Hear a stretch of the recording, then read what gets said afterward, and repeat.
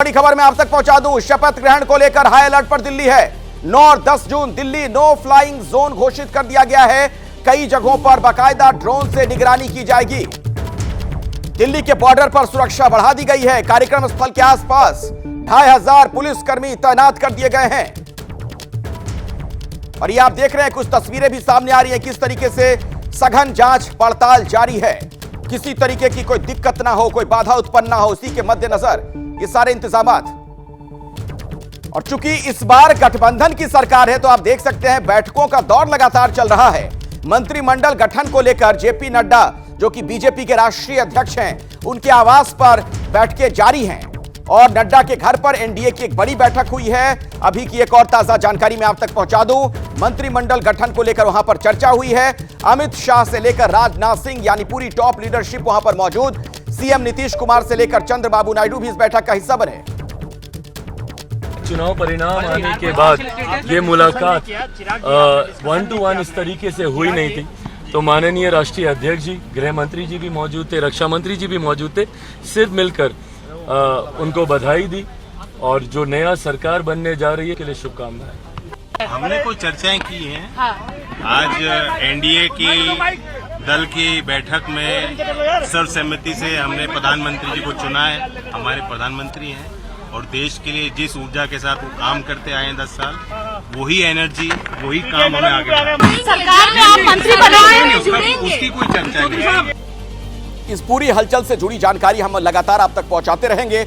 मेरे साथ नीरज पांडे मेरे सहयोगी जुड़ गए हैं, उन्हीं के पास अब मैं आपको लिए चलता हूं। और नीरज, ये गठबंधन की चूंकि सरकार है, यानी ये जो मोदी 3.0 जिसे हम कह रहे हैं, उसकी तस्वीर बदली नजर आएगी पिछली 2 बार की जो सरकार रही है मोदी सरकार, उससे इस बार क्या बदल सकता है? कुछ अपडेट अगर आपके पास हो, कुछ जानकारी मिल पा रही हो तो बताइए। देखिए, अगले सबसे बड़ा बदलाव इसमें यही है कि इस बार ये एनडीए की सरकार है। एनडीए के घटक दलों के लोग सरकार में शामिल होंगे, उनका भी एक स्टेक होल्डर हो, वो भी एक बड़े स्टेक होल्डर होंगे। सबको कुछ ना कुछ काम दिया जाएगा, मंत्रालय बांटे जाएंगे। और निश्चित रूप में जब गठबंधन की सरकार होती है तो गठबंधन धर्म को निभाना भी होता है।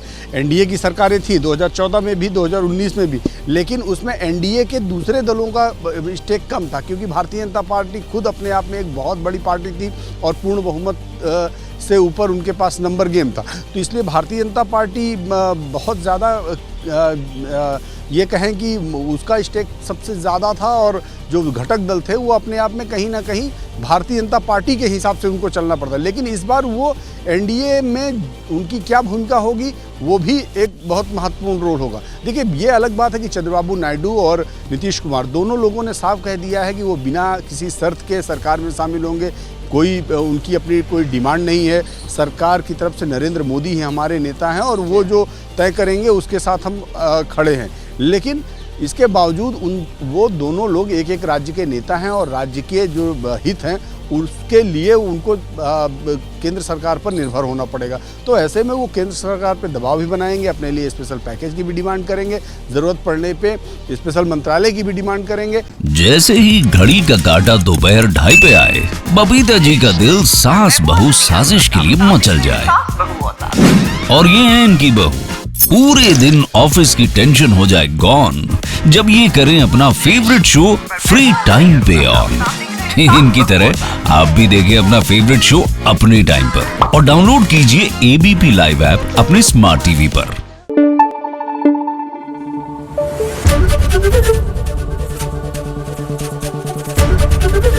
एबीपी न्यूज आपको रखे आगे।